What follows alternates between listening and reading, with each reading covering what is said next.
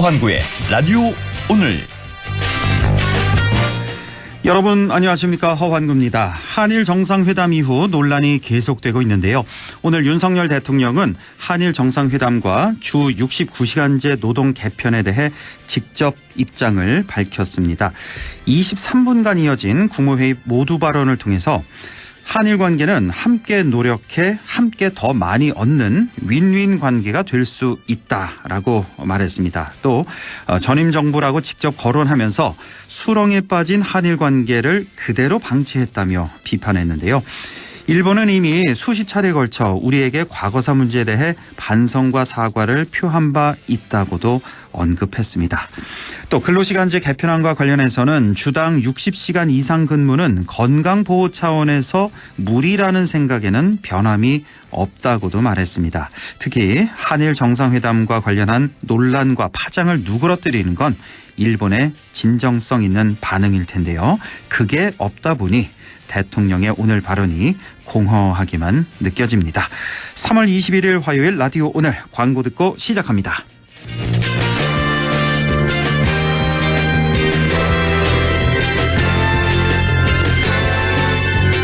올해도 대한민국 앱게임 스타트업에게 더 많은 시작이 생겨나길, 작은 가능성들이 피어나길, 이것이 구글 플레이가 창구를 이어가는 이유.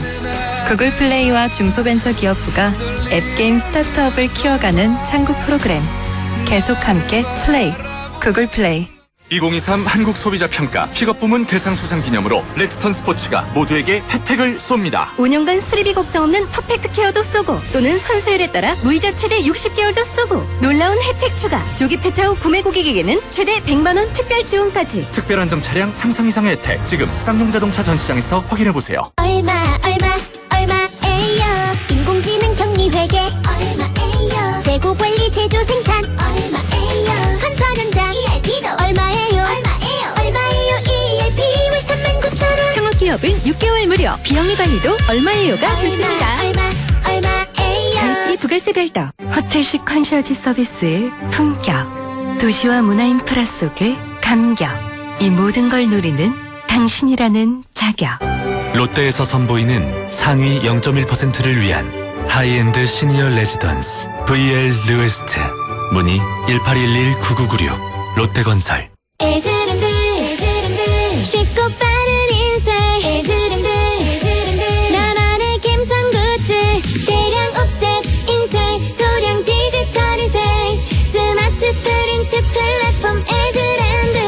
감사보고서, 세무조정, 계산서도 에즈랜드.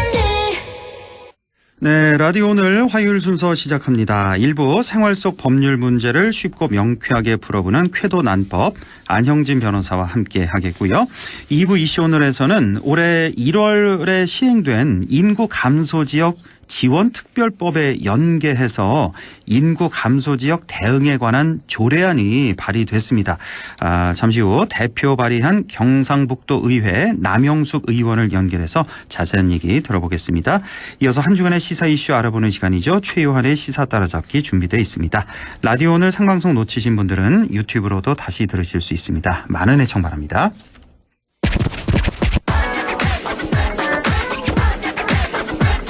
네, 생활 속 어렵고 복잡한 법률 문제 쉽고 재밌게 풀어봅니다. 오늘도 쾌도난법 안형진 변호사와 함께합니다. 어서 오십시오. 네, 안녕하십니까. 네, 자, 우리 오늘은 안동시 얘기를 좀 해보죠. 안동시는 1000만 관광도시, 또 30만 자족도시를 모토로 해서 지금 내세우고 이렇게 활동을 하고 있는데요. 일각에서는 정치권에서 내세우는 모토와는 달리 현실에서 과연 성과를 내고 있는지에 대해서 의문도 많이 제기가 되고 있는 상황입니다. 오늘은 이에 대해서 정책적 또 법적인 측면에서 가까운 청송의 사례를 통해서 살펴보도록 하겠습니다. 자, 안 변호사님 말씀 네네. 시작해 주실까요? 네, 제가 고향 안동에서 고등학교 마치고 대학교 입학을 위해 서울로 간 게 1999년입니다. 네. 그래서 나름의 법을 안고 결단해서 기여한 게 또 2019년 3월인데요. 딱 20년 만에. 네. 네, 이제 이틀 뒤면 변호사 사무실 개업한 지 한 4년이 됩니다. 네. 그 20년 만에 고향 와서 느낀 것은 고향의 포근함과 한결같음입니다. 그런데 한편으로 생각해 보면은 그동안 얼마나 많은 정치인이 뽑혀왔고 또 그분들 공약의 절반만 지켜졌으면은 그분들이 내세우던 1000만 관광도시 30만 자족도시가 되었을 텐데 모르겠습니다. 뭐 제 생각에는 또 정치권이 무능하고 뭐 가끔은 사리사욕 채우기에 좀 바쁘셨나라는 생각이 들었습니다. 예. 별로 변한 게 없습니다. 예. 그래서 독일 간념 철학의 대가 헤겔은 덩치만 크고 발전이 없는 근대 중국을 보고 중국에는 공간만 있고 시간이 없다라는 유명한 말을 한 적이 있는데요. 아, 중국에는 네. 공간만 있고 시간은 없다. 땅띠는 억수로 넓은데 땅덩어리 넓은데 시간이 지나도 변화가 없다는 거예요. 변함없이 그대로다. 예, 발전 없이. 거죠. 아, 이런 말을 안동에 했군요. 지난 20년 보면 이 말이 자꾸 떠올랐습니다. 해결이 땅은 억수로 넓거든요. 예, 안동을 보고 이런 말을 했나요? 예. 예. 반면에 이제 좀 청송을 보면은 배울 점이 좀 있다는 점을 제가 수해 현장 답사와 연구를 통해서 발견했는데요. 아, 청송을 보고 우리 네, 그렇습니다. 안동이 배울 점이 많다. 네, 예. 그렇습니다. 서로 예. 배울 점이 있는데 이 부분은 또 있는데 예. 그 안동의 문제 중 하나가 이제 하회마을이나 도산선 이런 데가 많은데 예, 예. 보고 그냥 지나가 버린다는 점입니다. 그 체류형 관광이 아니라는 점이 문제인데요. 예. 그 마치 이렇게 물을 부으면 다 빠져나가 버리는 거죠. 그렇죠. 담기지 예. 않고요. 예.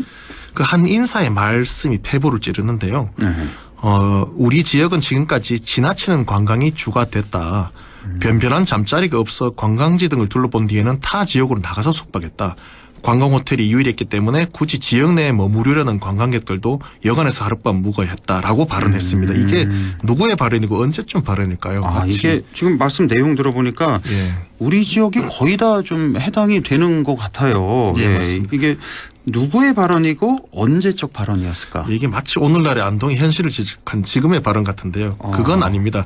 지금으로부터 8년 전인 2015년 2월경에 예. 고 한동수 청송 군수의 발언입니다.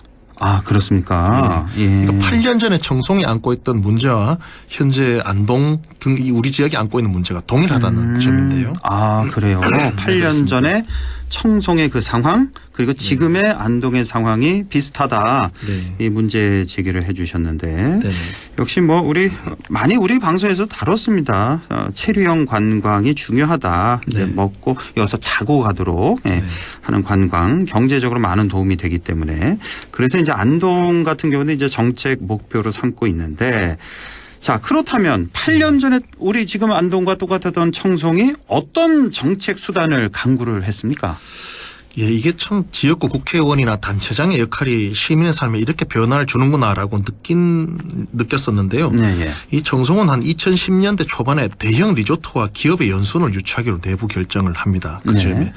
근데 이래 살펴보면 사실 일부 정치인은 지역 주민들 눈치도 있고 하니까 막 뭐 이렇게 비전이나 모토만 내세우고 쓸데없는 MOU 맺고 사진 억수로 많이 찍는데요. 아, 예. 그런 척하는 경우는 많습니다만 청송의 경우는 군수를 중심으로 실제로 일을 만들어 갑니다. 예.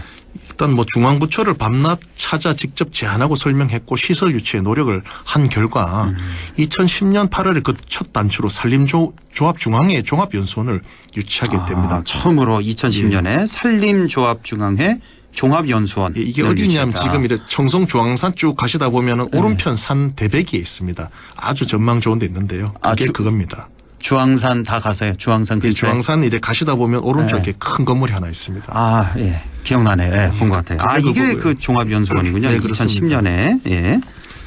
그리고 뭐 2013년 11월부터는 뭐 주황산 입구에 대규모 한옥 펜션인 민예촌을 또 만들었고요. 예.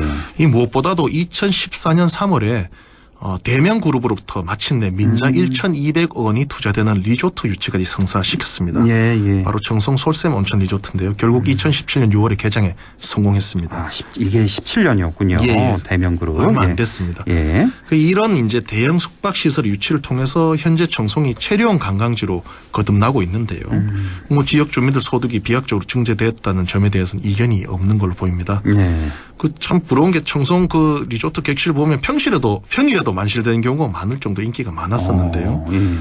또 이 제가 직접 가봐서 느끼는 건데 온천을 살펴보면요. 예. 리조트 온천 개장 시간에 맞춰 딱 가보면 이미 한 7, 80명이 줄을 서서 입장을 기다리고 있을 정도로 인기가 있다는 점 직접 봤습니다. 그래요? 예, 깜짝 놀랐는데요. 예, 예. 그러니까 이제 체류형 관광지로 자꾸 이제 변화를 하다 보니까 주황산 방문 인구도 더 많아지는 것으로 보입니다. 예, 특히 가을에 가보면 주황산 앞에 넓은 주차장들인데 모두 꽉 차서 산 입구에서 멀리 이래 주차하고 한 20분 뭐 이래 걸어 들어가서 이제 입산하는 모습도 어렵죠. 목격할 수 저도 있는데요. 단풍철에 가봐서요. 예. 그래서 되도록이면 그 단풍 절정기 주말에는 안 가려고. 피해서 피해서 가려고요. 예. 뭐 이른바 뭐 녹아 난다 이런데요. 제가 이런 광경을 목격하고 너무 부럽고 한편으로는 가슴이 답답하기도 했습니다. 그 뭐 안동에는 뭐 대형 리조트가 없는 건 물론이고 앞으로 뭐 들어온다 이런 보도도 사실 뭐 없는 걸로 보여서 그런데요. 그러고 보니까 진짜 대형 리조트가 없네요. 안동이. 호텔은 뭐 대형 호텔은 2개 있고. 대형 호텔을 하기에도 좀 부족한 좀 작은. 예. 그렇습니다. 근데 그쪽에 리조트가 뭐 생긴다는 말은 듣기는 좀 오래전부터 듣기 들었던 것 같은데. 아직. 그렇죠. 뭐 말씀만 하면은 지금 한 10년, 20년 전부터 들어온다는 만리장성을 지어도 다 지었겠죠. 말뿐입니다. 그렇네요. 예. 이 점에 대해서 굉장히 비판 의식이 전 있고요. 예. 그렇으면 청송이 유치를 위해서 조례도 개정하고 막 뛰어난 20년의 경험을 한번 벤치마킹해서 한번 배울 필요가 있지 않나 소통을 이런 점을 좀 느껴봤습니다. 예, 안동이 청송으로부터 배울 점 이렇게 지적을 해 주셨네요. 자, 그런데 리조트를 설립하고도 보면은 이렇게 적자 운영을 면치 못하고 지역의 그 애물단지가 돼버리는 경우도 사실 전국에 찾아보면 굉장히 많을 거예요. 예, 맞습니다. 예. 정말 중요한 지적이신데요. 예를 들면 강원도가 사실 그 탄강이 이제 좀 덜해지고 이러면서 막 억수로 지역 경제 안 좋아서 뭐 리조트 지체보다 이를 많이 했는데요. 그 중에 하나가 태백, 정선 뭐 이쪽에 맞습니다. 태백에 있는 O2 리조트. 강원도 영월군에 있는 동강시스타 정도 예를 들 수 있는데 이 리조트가 초반 수년에 억수로 적자가 많이 생겼습니다. 그래서 지역에 막 애물단지로 큰 문제가 됐던 건 사실인데요. 다행히 현재는 좀 여러 가지 변화를 해서 흑자 기조로 돌아섰는데요. 그래요. 예, 여기서 매우 중요한 시사점을 발견할 수 있습니다. 사실 관광객들이 원하는 숙박시설은 옳은 시설입니다. 옳은 시설이다. 그렇죠. 제대로 된 시설이다. 그렇습니다. 우리 지역의 말로 옳은 거 이렇게 하는데 호텔이나 리조트로 이름만 붙였을 뿐이지 여관과 실제 큰 다를 바가 없으면 가지 않습니다. 맞아요. 예. 그 둘째 이 리조트라는 게 건설과 운영에 숙련된 노하우가 필요합니다. 그냥 우리가 만들어보자 이래서 말기입식으로 해서는 안 되는 거죠. 예를 들어 태백 관광개발공사가 주축이 되어 짓고 운영한 강원도 O2 리조트 경우에는 수년간 적자가 너무 쌓여서 운영을 실패를 심각하게 겪은 사례가 있는데 이거를 보면 알 수 있는 것입니다. 반면에 청송의 사례 다시 돌아서 보면 좀 재밌는데요. 이 수년간 품격 있는 대형 리조트를 건설해 봤고 또 운영해 본 적이 있는 그런 노하우가 이제 직접 축적됐다고 하죠. 그런 국내 유소 기업을 통해서 리조트 건설 및 운영을 추진했다는 점이 중요합니다. 그래서 이제 옳은 리조트가 이른바 옳은 집 들어온 건데요. 제가 일관되게 안동의 빅4 병원 즉 옳은 병원이 들어와야 한다고 주장하는 것과 좀 궤를 비슷하게 하는데요. 하여튼 특정 업체명을 거론하기 그렇지만 대형의 옳은 리조트가 들어와야 됩니다. 그렇죠. 야들이 건물 지면 아예 건물이 럭셔리에 억수로 좋거든요. 운영도 깔끔하게 아주 잘합니다. 그러니까 딱 그 이름만 보고도 사람들이 이제 믿고 찾을 수 그렇습니다. 있고. 특히나 이 리조트 얘기가 나와서 그런데 관리가 정말 중요한 거죠. 맞습니다. 다시 찾아올 수 있도록 해야 되니까. 특히 왜 침구 관리 있잖아요. 그게 이제 침구 관리 지금도 이렇게 얼핏 생각나는데 어디 리조트 저쪽 뭐 경남 쪽 어디 한번 예전에 한 10년 넘게 갔었는데 그 이불에서 뭐 머리카락이면 뭐 과자 부스러기 이런 게 나와서 다시는 그쪽 아주 쳐다도 안 봤던 그런 기억이 있는데 신대 밑에 손으로 쓱 끌고 오면은 많이 나옵니다. 그러니까요. 이런 관리가 참 중요한 것 같아요. 그래서 또 이 경험이 필요하고 이 노하우가 필요하다는 건데요. 또 그렇습니다. 이 대형 리조트가 또 장점이 야들이 이제 운영 노하우가 있어서 그 리조트 내에서 다양한 행사를 하고 뭐 하는데요. 예를 들면 뭐 그 사과밭에서 바비큐죠. 바비큐가 아니라 바비큐를 하는데. 사과밭에서. 사과밭에서 바비큐도 하고 거기서 지역과 연계해서 문화행사도 많이 해서 그런 어떤 관광객도 끌지만 지역의 발전도 좀 이끄는 그런 측면이 있었습니다. 그리고 또 중요한 게 이제 지역의 공무원과 또 리조트 측의 경험 있는 어떤 직원들이 지속적으로 소통하면서 지역의 상품 개발이라든지 서로의 노하우 개발을 통해서 시너지를 낼 수 있다는 점이죠. 여러 가지 장점이 있는데요. 그리고 또 하나 좀 첨언드리고 싶은 건 중요한 게 또 온천이었습니다. 온천. 지금 뭐 덕구 온천도 많이 있는데요. 지금 어르신들이 요즘 이제 많이 이제 다니세요. 이제 그런데 목욕해 보시고 물이 부들부들하니 좋으면 반드시 재방문을 한다는 점을 제가 인터뷰를 많이 해보고 느꼈는데요. 예. 더더군다나 전국적으로 지금 노령 인구가 많아지고 있어서 예. 지금 리조트 온천을 결합하고 순항하고 있는 청송의 사례를 좀 충분히 감안할 필요가 있습니다. 아, 그러네요. 정말 예. 리조트와 온천에 함께 있으면 예, 그렇습니다. 좋죠. 예. 그렇습니다. 이 뭐 안동 정치인들은 우리 안동이 유네스코 문화유산이 많다. 또 유교 문화의 뭐 제1번지다, 풍성하다. 영국 여왕까지 온 곳이니 성장 가능성이 무궁무진하다며 천만 관광 도시로 가고 있다는 등 장밋빛 미래를 말하곤 하는데요. 네, 예. 그 장밋빛 미래만 말해온 게 20년입니다.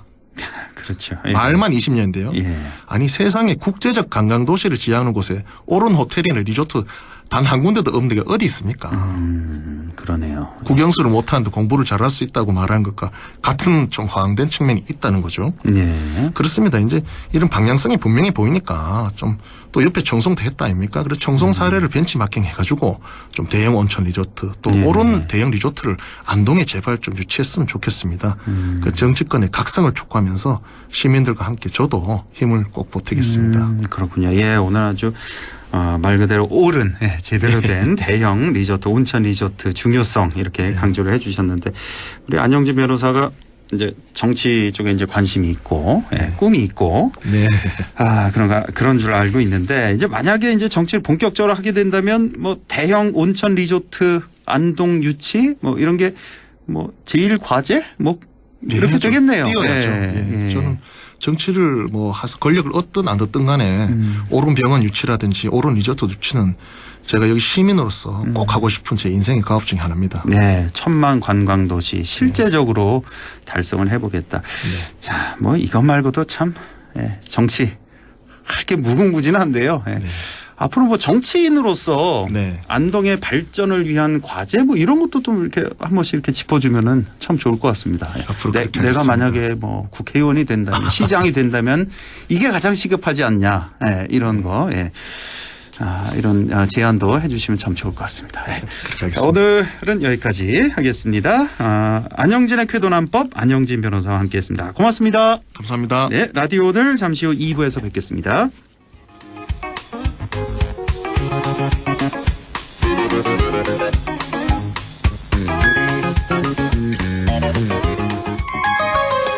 MBC 라디오 가구 살 땐 꼭 한번 가보자. 안동 명품 가구 백화점. 흑표 흑침대, 양성국 갤러리, 금성침대, 한국 가죽 소파, 장수돌 침대. 다양한 브랜드 가구를 한 곳에서 쇼핑할 수 있는 대형 가구 전시장. 안동 명품 가구백화점. 오늘도 안전하게 음주운전 예방수칙 알려드립니다. 첫 번째, 술자리가 예정된 경우 미리 귀가 방법을 정하고 차는 가져가지 않는 것이 안전합니다. 두 번째, 음주 후 자전거나 전동 킥보드를 이용하는 것도 음주운전 처벌 대상에 포함됩니다. 세 번째, 과음을 한 다음 날에는 대중교통을 이용해 주세요. 숙취 음주운전 역시 처벌 대상입니다. 네 번째, 음주운전을 방조하는 경우에도 3년 이하의 징역형 또는 1,000만 원 이하의 벌금형에 처해질 수 있습니다. 적극적으로 말려주세요. 위험한 음주운전 미리 예방하여 소중한 생명을 지켜주세요.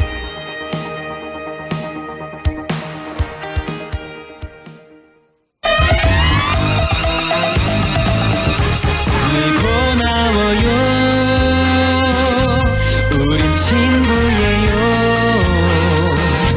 함께 노력하는 MBC와 함께 100.1 MBC 라디오. 네, 6시 24분 28초 지나고 있습니다. 이슈 오늘 시작하죠. 인구 감소 지역 지원 특별법이 올해 1월부터 시행되고 있습니다. 이 법안과 연계해서 최근 경북도 의회에서는 인구 감소 지역 대응에 관한 조례안을 발의했죠. 인구 감소 대응을 도지사의 책무로 삼았다는 점도 주목이 되는데요. 이 조례안을 대표 발의한 분입니다. 상주가 지역구인 경북도 의회 농수산위원장 남영숙 의원을 연결해서 자세한 얘기 들어보겠습니다. 남영숙 의원님 안녕하십니까? 예, 안녕하세요. 경북도 의원 남영숙입니다. 반갑습니다. 예, 반갑습니다. 네. 지난번에 그 상주시 의회에 계셨잖아요. 의장 하셨던 제 기억이 있는데 맞죠? 예, 의장 하시고. 상주시의회에서 의장을 역임한 적이 그렇죠. 있습니다. 예, 이번에 이제 경북도 의회에서 농수산위원장으로 활약을 하고 계신데 자, 제가 쭉 설명을 드렸는데 경북도 의회에서 최근에 인구 감소 지역 대응에 관한 조례안을 전국 지방자치단체 가운데 처음으로 발의를 하셨어요. 이제 우리 남영수 의원께서 대표 발의하셨는데 자, 먼저 이 조례안을 발의하시게 된 배경부터 좀 설명해 주시죠. 저희 경북이 현재 그 인구 감소가 매우 심각한 상황입니다. 네. 급격한 인구 구조 변화도 문제고 일자리를 찾아서 청년들이 대도시로 빠져나가고 있는 현실을 저희들이 직면해 있고 이로 인해서 도내 시군은 지방 소멸 위기를 맞고 있습니다. 예. 전국 토의 그 12%에 불과한 수도권에 우리나라 인구의 50%가 거주하고 있는 현실로 볼 때 경북을 비롯한 지방은 아마 인구 절벽 위배에 내몰리고 있는 게 사실인 것 같습니다. 이에 중앙정부에서는 지방정부 간의 협력을 해서 지역의 인구 활력과 소멸 위기를 극복하는 일환으로 올해 1월에 인구 감소 지역 지원 특별법이 시행되었습니다. 이 같은 중앙정부 지원들을 연계해서 발빠르게 지방정부 주도의 종합대책 수립과 지원 사업의 체계적 추진을 위해서 우리 경북도 차원의 법적 제도적인 기반을 마련해야 되겠다라는 게 선행되어서 조례를 개정하게 되었습니다. 아주 잘하셨습니다. 자, 지금 인구 감소 지역 대응에 관한 조례안에 대해서 오늘 얘기를 나눠볼 텐데 이게 말씀하신 대로 올해 1월부터 시행된 정부에서 시행한 인구 감소 지역 지원 특별법에 관련한 법안이란 말이에요. 자, 그래서 우선 이 정부에서 지금 시행하고 있는 인구 감소 지역 지원 특별법이 무엇인지 도대체 어떤 지원을 하는 건지 간략하게나마 좀 설명해 주시죠. 예, 인구 감소 지역 지원 특별법은 급격하게 인구 감소가 발생하고 있는 인구 감소 지역에 대해서 인구 활력을 정진시키고 지역 경제 활성화를 적극적으로 지원하기 위해서 작년 6월에 제정이 되었고요. 소관부처는 행정안전부입니다. 이 특별법의 목적은 전국의 89개 인구 감소 지역에 대한 정주 여건을 개선하고 지역의 활력을 도모해서 국가의 어떤 균형 발전을 기하겠다라는 데 목적이 있습니다. 우리 경상북도도 전국 시도 중에 최다로 16개 시군이 인구 감소 지역으로 지정이 돼가지고. 경북에 16개 시군이요? 네. 그러니까 23개 시군이 있잖아요, 경북에. 네. 7개 빼고 다네요, 인구 감소 지역. 이제 저희들 인구 감소 지역에 대한 우리 행안부의 지방 소멸 대응 기금으로 연계해서 848억 원이 지원이 돼서 지금 37개 지방 소멸 대응 기금 사업들이 현재 진행 중에 있습니다. 그렇군요. 자, 이렇게 많은 지자체가 비슷한 상황일 겁니다. 자, 먼저 우리 지역 경북의 인구 감소 현황이 어느 정도나 심각합니까? 현재 우리 경상북도는 어느 시도보다 인구 감소 위기가 매우 심각하다고 볼 수가 있습니다. 저희 2022년 기준으로 볼 때 우리 경상북도 인구가 약 한 260만 정도였는데 10년 전과 비교하면 약 15만 명이 감소되어 있는 상황이고 저희 경북이 인구가 가장 많았던 1980년도 초와 비교를 하자면 거의 절반에 가까이 인구가 줄었다고 할 수 있습니다. 이와 관련해서 가장 더 큰 문제는 현재 고령화와 저출산, 그다음에 청년 인구들의 유출이 지역 내의 인구 감소 위기를 더욱 가속시킬 걸로 저희들이 예측을 하고 있습니다. 예. 저희들 주요 국제기관의 연구 결과를 살펴보면 우리 경북을 비롯한 전국의 시군의 약 한 50%가 30년 내에 완전 소멸할 거라고 예측이 되고 있습니다. 30년 내에 네, 완전히 소멸한다. 예, 우리 결국 지방의 위기가 국가 전체 위기로 이어지는 도미노 현상이 초래되기 때문에 그럼요. 범정부적인 차원에서 신속한 지원이 필요하고 예. 또 이에 발맞춰서 지역을 가장 잘하는 지방정부에 보다 적극적인 예산과 권한 이양이 병행되어야 된다고 생각을 합니다. 예, 정말 맞습니다. 예, 이거는 뭐 우리 경북 지역의 뭐 지자체 문제가 아니라 경북도 전체 또 범정부적인 문제다는 거 예, 공감이 가고요. 그렇습니다. 예, 네. 뭐 인구 소멸을 우려해야 할 정도로 예, 인구 감소가 심각한 이런 상황. 자, 이런 상황에 꼭 필요한 조례가 아닌가 싶은데요. 이번에 이제 대표 발의하신 인구 감소 지역 대응에 관한 조례안 어떤 내용이 담겨 있습니까? 이번 조례안의 핵심적인 내용은 지방소멸 대응기금 사업 등 지원 사업의 추진 방식을 명확히 규정을 했습니다. 지방소멸 대응기금으로 위험 지역에 대해 예산을 반드시 써라는 거죠. 예. 그다음에 지역 맞춤형 사업들을 발굴하고 전문가 자문을 통해서 인구 감소 지역 대응위원회를 설치를 해서 체계적인 지방소멸 위기에 대응하고 또 인구의 확대를 위한 인구 감소 대응 지역에 대한 기본 계획 수립을 하고 또 소멸 시군에 필요할 경우에 도 자체 지원도 지원하는 것이 주요 골자입니다. 예. 한 문장으로 또 요약을 하자면 예. 도내 인구 감소 지역에 대한 인구 정진과 지역 활력을 위한 경북 주도의 체계적인 지원 정책을 하는 사업 추진이 핵심이라고 볼 수 있습니다. 예, 뭐 인구 증가를 위해서 또 지역 경제 활성화를 위해서 좀 더 명확하고 맞춤형으로 체계적으로 대응을 하겠다. 예, 이런 조례안에 담겨 있습니다. 자, 인구 감소 대응을 도지사의 책무로 삼았다는 점도 좀 주목이 되던데요. 이게 어떤 의미가 있을까요? 경북도지사는 경상북도의 발전에 중심이 있고 또 도민들의 안녕을 위해서 행정을 총괄하고 있습니다. 네. 이에 도내 인구 감소 지역의 활력 정진과 지방 소멸 위기에 적극 대응을 도지사의 책무로 정하는 것은 뭐 지극히 당연한 일이라고 생각합니다. 예. 그 집행부의 수장으로서 그 역할과 책임을 다하는 것이 본분이라고 생각을 하고 특히 우리 경북 이철우 지사는 전국 시도지사협의 회장을 역임하고 계셔요. 그래서 예. 지방 발전을 위해서는 중앙정부에 다양한 정책을 건의를 하고 있습니다. 현재 예. 저희 경북도에서도 의회 차원에서 협치가 필요한 사안에 대해서는 적극적인 지원과 정책을 협력할 생각입니다. 예. 이 뭐 도지사의 책무로 삼았다는 거 당연히 이철우 지사도 동의를 하시겠죠? 혹시 얘기 좀 나눠보셨습니까? 심각하게 이 부분에 대한 인식을 하실 거라고 그러니까요. 그렇게 기대하고 있습니다. 예. 네. 자, 인구 감소 지역 대응위원회 설치에 대한 내용도 있던데요. 인구 감소 지역 대응위원회는 어떤 역할을 하게 되나요? 인구 감소 지역 대응위원회가 상당히 중요하다고 생각합니다. 예. 인구 감소 문제는 어떤 특정 한 분야만 고민하는 게 아니라 지역 내 인구 감소 문제를 해결하기 위해서는 경제 분야, 복지 분야, 교육 분야 등 이 종합적인 대책을 수립을 해야 이 위기를 극복할 수 있다고 생각을 맞습니다. 합니다. 예. 그래서 각계각층의 구성원들의 의견을 청취를 하고 고민하면서 해법을 찾아야 된다고 생각을 합니다.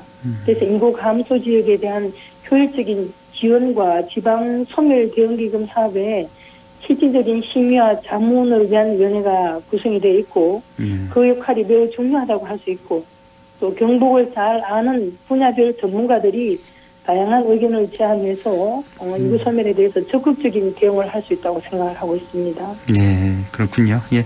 자, 이번 조례안으로 인한 기대 효과는 어떻게 전망하시는지요?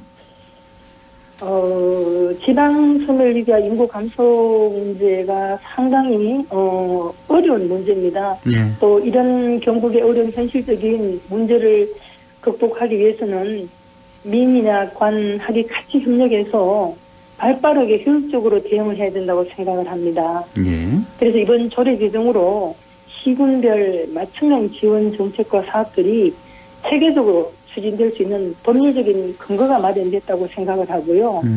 이 조례로 인해서 도내 16개 인구 감소 지역에 대한 활력과 경제 여건 개선을 위한 마중물 역할을 할 것이라고 이렇게 기대를 하고 있고, 예.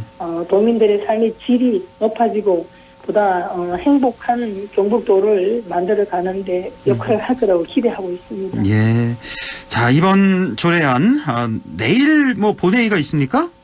예, 내일 본회의에서 뭐 예, 마지막 상정이 됩니다. 예, 네. 뭐 최종 의결될 예정이라고 하는데 이게 뭐 문안이 통과가 될지 뭐 다른 의원님들 뭐 저 반응을 좀 살펴보셨나요? 어떻습니까? 뭐 관련 부서와 그 상미 의원님들과 굉장히 긴밀하게 협의를 통해서 이 조례를 제정하게 되었고, 또 도내 인구 활력과 지방 소멸 위기에 대한 어떤 중요한 전환점이 될 거라는 거는 의원들 모두가 인식하고 있어서, 그렇죠. 제 생각에는 본회의에서 뭐 큰 무리 없이 원만하게 통과될 거라고 생각하고 있습니다. 예. 특히 이제 우리 경북도 의원들은 어떤 도민의 그 삶의 질을 높이고 경북도의 발전을 위해서는 함께 고민하고 한마음 한뜻으로 의정 활동을 하고 있기 때문에 이 조례에 대해서 뭐 적극적인 응원을 하고 계시다고 그렇게 기대하고 그래요. 있습니다. 예, 뭐 무난히 통과될 것 같고, 참 오늘 이렇게 인구 감소 지역 대응에 관한 조례안 설명을 해주셨는데, 뭐 입법부, 행정부 할 것 없이 다들 이 인구 감소 문제, 지방 소멸 문제, 이거 누구나 다 느끼는 문제 아니겠습니까? 너무나 큰 문제인데. 이거 또렷한 해법이 잘 나오지 않아서요. 뭐 이렇게 저렇게 지금 애들은 많이 쓰시고 있는데 참 어렵습니다. 이 문제, 인구 감소 문제. 어떻게 해결해야 될까요? 생각하고, 예. 예, 경북도 뭐 도민들을 잘 섬기면서 이 문제를 적극적으로 예. 해결하기 위해서 우리 경상북도나 우리 경북도회가 최선을 다하도록 하겠습니다. 그러니까요. 참, 예. 정말 어려운 문제인 것 같습니다. 어디서부터 시작해야 될지도 잘 모르겠고. 자, 알겠습니다. 오늘 경북도 의회 남영숙 의원과 함께 이렇게 말씀 나눠봤습니다. 의원님 말씀 고맙습니다. 네, 감사합니다. 네. 라디오 오늘에서는 청취자 여러분의 참여를 기다리고 있습니다. 우리 지역에서 발생한 사건 사고 소식이나 함께 토론하고 싶은 내용을 안동 MBC 홈페이지 라디오 오늘 게시판에 올려주시기 바랍니다. 전화와 문자 참여도 하실 수 있습니다. 전화는 851국에 7191번, 문자는 샵 0913번으로 보내주시면 됩니다. 문자는 단문 50원, 장문 100원의 정보 이용료가 있습니다. 여러분의 많은 참여 바랍니다.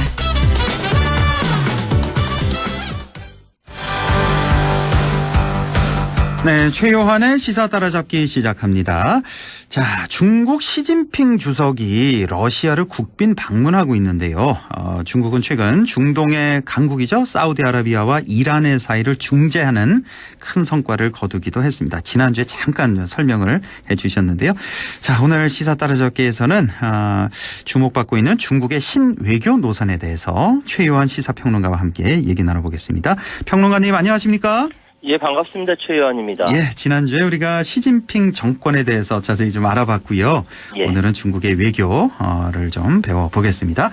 자, 중국이 사우디와 이란의 사이를 중재해서 큰 성과를 거뒀다. 지난주에 왜 말미에 조금 설명을 해 주셨잖아요. 예, 잠깐 말씀드렸죠. 예, 오늘 좀 자세히 좀 알아보죠. 원래 사우디와 이란이 사이가 이렇게 좋지는 않았죠, 그동안에.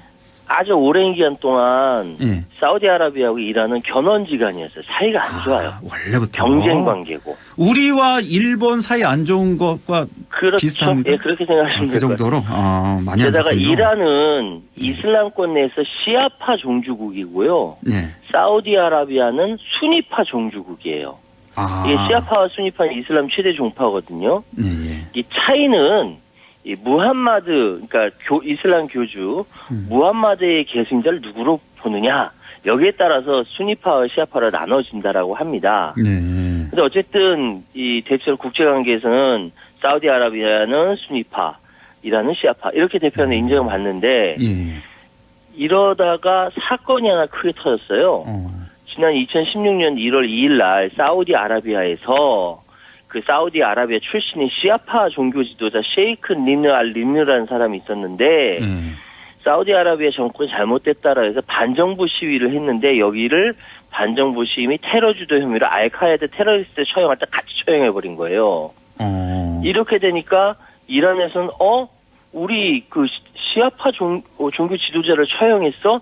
하면서 과격 시위대가 이란에 있었던 사우디 대사관과 총영사관 두 곳을 공격을 해버립니다. 문을 닫게 만들었어요. 이러면서 국교가 단절됐죠. 그래서 2016년 이때부터 지금까지 국교 단절된 상태로 그대로 이어왔던 겁니다. 아, 그렇군요. 아, 이런 또 역사가 있군요. 그러니까 원래 사이가 안 좋았는데 16년에 이런 일이 있었군요. 그 이란 출신의 시아파 그 지도자를 사우디에서 처형한 그 사건 때문에 완전히 이제 급격하게 국교 단절한 그런 상황. 아, 저는 왜 시아파, 수니파 이 얘기만 나오면 항상 헷갈려. 그게 뭐가 뭔지도. 아, 그러세요? 평론가님도 헷갈리시는구나. 네, 다 헷갈려요. 그러니까 이란은 시아파의 종주국, 사우디는 수니파의 종주국. 요 정도. 이렇게 알아두면 되겠군요. 아마 또 한 이틀 지나면 또 까먹을 거예요. 이거는 이상하게 헷갈려요. 저는 수니파, 시아파는. 자, 이렇게 서로 사이가 좋지 않은 상황 두 나라. 자, 그런데 중국이 나서서 양측을 화해시키고 관계를 정상화시켰다고요. 그러니까 이게 극적인 거라는 겁니다. 이전에 이미 이라크하고 오만이 이슬람이 대동단결해야 되는 거 아니냐라고 하면서 여러 차례 양쪽 설득하면서 관계 개선을 위해서 협상을 진행을 한 바 있습니다. 그래요? 뚜렷한 성과가 없었거든요. 그러다가 지난 10일 날 중국에서 양쪽 사우디아라비아하고 이란 양쪽 대표자를 불러서 사우디 이란 대화를 주최했어요. 베이징으로 불러서 대화를 주최했던 겁니다. 그러면서 두 나라가 대화를 하고 2016년 단교했는데 7년 만에 복교를 하고 두 달 이내 대사관을 다시 열도록 중재자 역할을 중국이 한 겁니다. 그래요. 이렇게 되니까 중국 외교라인 1인자 왕이 공산당 중앙정치국 위원이 중국, 사우디, 이란 3국 지도자의 공감대 기초로 추진됐다면서 굉장히 시진핑을 막 띄워줬어요. 굉장히 자랑했단 말이죠. 2개월 안에 양국 대사관 다시 여는 내용의 관계 정상화안에 합의를 했고 그러면서 과거에 체결했었던 안보협력협정, 경제무역투자협정도 되살리기로 했고 이러면서 중동 내 긴장 완화에 신호탄이 될 것이다. 이런 목소리가 나오고 있습니다. 그렇습니까? 7년간 단교했던 두 나라가 시진핑의 중재로 하루아침에 다시 복교를 했다. 대단하네요. 자, 사우디와 이란이라는 이 중동의 강국, 양국이 결국은 이렇게 관계 정상화에 돌입하자 중동의 그 많은 아랍 국가들 일제히 환영하는 입장을 내놨다고요. 사우디와 연대를 해온 아랍에미리트, 사우디와 이란의 회담을 중재해왔던 이라크 오만, 또 이란과 서방의 핵 협상을 중재해온 카타르 모두 다 환영 메시지 보내면서 긍정적으로 평가했고 이집트도 마찬가지고요. 또 이란의 지원을 받는 시리아 정권도 정부는 물론이고요. 친이란 성향의 레바논 무장정파 헤즈볼라까지 환영 입장을 냈어요. 대부분 나라가 다 환영했군요. 맞습니다. 사우디와 이란의 대리전 무대가 예멘에서 이제 내전이 이루어졌거든요. 그래서 예멘 그러니까 반군도 여기 이란 입장이에요. 이거 꼭 필요한 관계 정상화다라면서 박수를 쳤다라는 거 아닙니까? 그렇군요. 그러니까 우리가 알고 있는 대부분의 중동 국가들 UAE부터 시작해서 이라크, 카타르, 이집트 등등 다 이렇게 환영을 하는데 이렇게 중동 국가들 화해 무드로 가고 있는데, 물론 뭐 지금 이게 지난 10일 며칠 안 됐습니다만은, 예. 저번에 왜 우리 윤석열 대통령 UAE 방문했을 때, 예. UAE의 적은 이란이다 그 발언했었잖아요. 예. 또 이렇게 보니까 또 완전히 잘못된 발언이네요. 또 이렇게 입장이 조금 그렇게 좀 이상하게 됐네요. 예, 이상하게 우리 대통령이 그렇게 또 발언을 했는데 발언하고 났는데 관계 정상화가 됐습니다. 몇 달 후에 이렇게 또 정상화가 되고 했으니까. 예.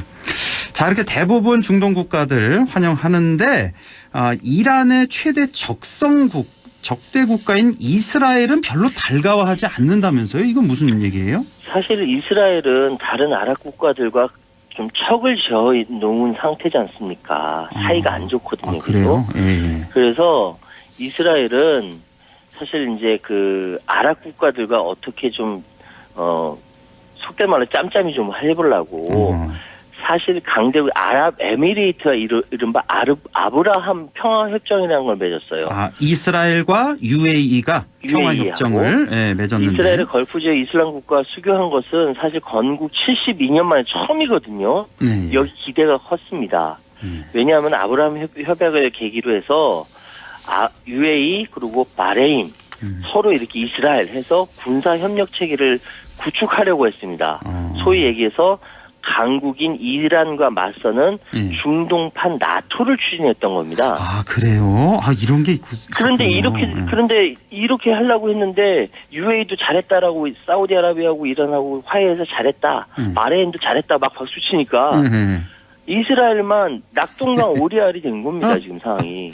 그렇군요. 그러니까 이스라엘에 있는 이제 네타냐후 정부 말고 야권 지도자들이 아이고 놀라운 외교 실패다라고 비꼬기도 했습니다. 그렇군요. 예. 이스라엘은 아주 달가워하지 않는 이런 상황. 재밌네요. 예.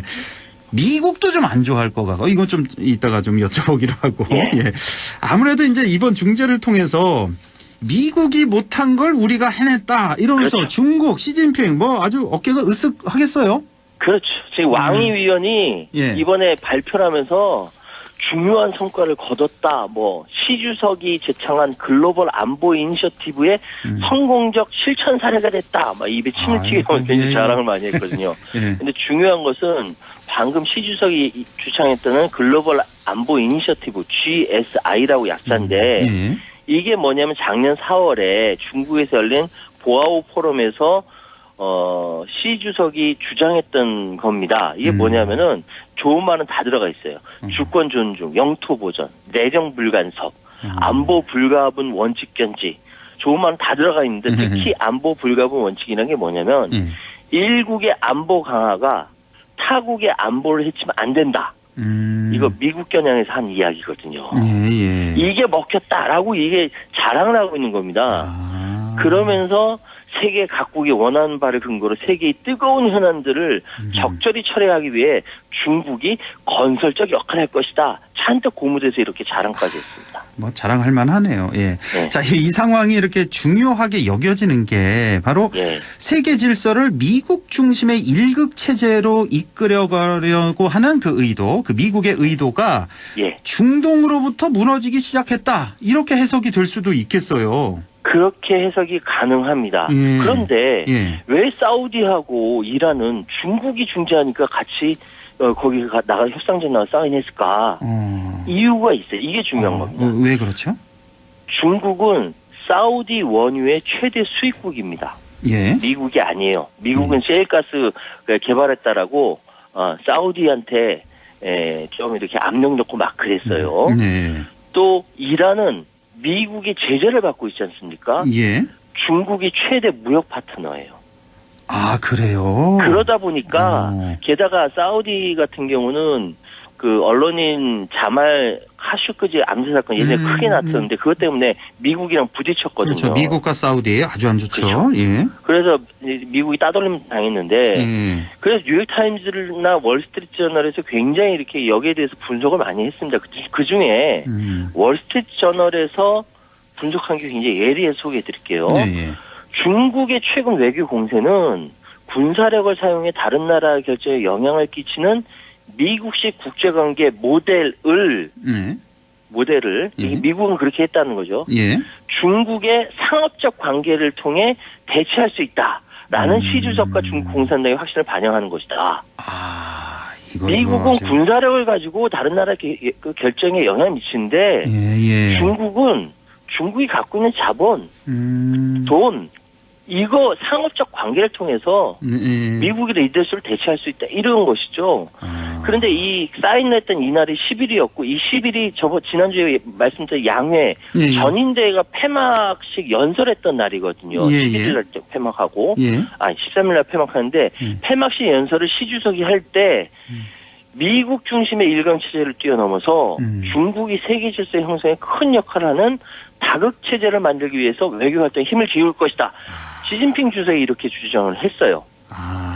이게 딱 맞아 떨어지는 거죠. 예. 그러니까 중국에서 이런 거군요. 그러니까 미국 너네들 봐라. 너네는 뭐 군사력 앞세워서 힘으로만 어떻게 하려고 하는데 그게 아니다. 상업적 뭐 무역을 통해서 어떤 뭐 교역 이런 걸 통해서 서로 이렇게 주고받으면서 평화적으로 이렇게 눈이 좋고 매부 좋고 서로 이렇게 하자는 거죠. 중국은. 그렇군요. 하기야 왜 지금 미국하고 사우디가 원래 사이가 안 좋은데 저번에 왜 바이든이 사우디까지 가서 원유 생산 왜 증대해달라고 이렇게 부탁하러 갔었잖아요. 그게 벌써 작년 거기서 거절당했잖아요. 그러니까 거기서 아주 체면 완전 구겼었는데 그렇죠. 중국은 봐라 사우디와 이란 이렇게 화해를 시켰다 이거군요. 네 맞습니다. 아까 이스라엘이 뭐 달갑지 않다고 하셨는데 미국은 좀 화가 좀 났겠는데요. 이거 사실은 미국은 이후에 사우디는 못 믿을 나라야 막 이렇게 얘기했거든요. 애써 평화 중재안을 폄훼했습니다. 그렇군요. 예. 자, 한편 중동에서 이렇게 존재감을 중국이 이렇게 드러내고 있는데 이번에는 우크라이나와 러시아 사이의 중재도 중국이 나선다는 그런 소식도 있네요. 어제 그래서 푸틴을 비공개 만찬을 곁들인 4시간 동안 비공개 회담을 했고요. 예. 오늘이구나. 그 현지 날짜로 어쨌든 20일이라고 했으니까. 21일 날 현지 날짜로 21일 날 정상회담을 한다 공개되는 걸로 한다라고 했는데 이 중국 중재론이 이미 2월 달에 나왔었습니다. 그때 서방 언론들이 중국이 할 수 있겠어? 평화 중재 능력을 의심한다 막 이런 보도가 나왔었는데 사실 중국 입장에서는 우크라이나하고 러시아하고 서로 싸울 때 러시아를 일방 지지했었거든요. 그거를 이렇게 중재 입장으로 변한 것만 해도 큰 변화이긴 한데 지금 보니까 중국의 이 입장 변화가 이유가 있는 겁니다. 서방의 중국 불신을 완화해서 안보와 기술 블록화를 막으려고 한다. 당시 그래서 나토도 막 중국 욕하고 막 뭐 이렇게 했는데 지금 현실화돼 버렸으니까 사우디와 이란 중재해 버렸으니까 서방 언론들 입이 쑥 들어가 버렸어요. 아무 소리 못 하고 있고 아까 말씀드렸던 미국은 이란은 믿을 나라 못 됐는데 라면서 애들로 비판을 했죠. 그래요. 이제 사우디와 이란을 중재했으니까 거기서 이제 중국의 존재감이 좀 돋보였으면 이번에 이제 러시아와 우크라이나 협상에도 좀 기대할 수 있는 부분이 있을까요? 외교부는 그렇게 주장을 합니다. 건설적 역할을 할 것이다라고 10일 날 얘기했고 이번에도 이제 어제 비공식적으로 만났고 이제 공식적으로 정상회담의 내용이 나오겠죠, 이제. 이게 어떻게 될 것인가에 따라서 우크라이나하고, 러시아하고 전쟁 한도가 어떻게 결정이 될 텐데, 지금 상황은 그냥 한국식 모델, 그러니까 휴전 협상으로 가는 거 아니냐. 봄 대전투가 있을 것이 없을 것이냐, 뭐 이런 얘기까지 나오고 있는 것 같습니다. 그렇군요.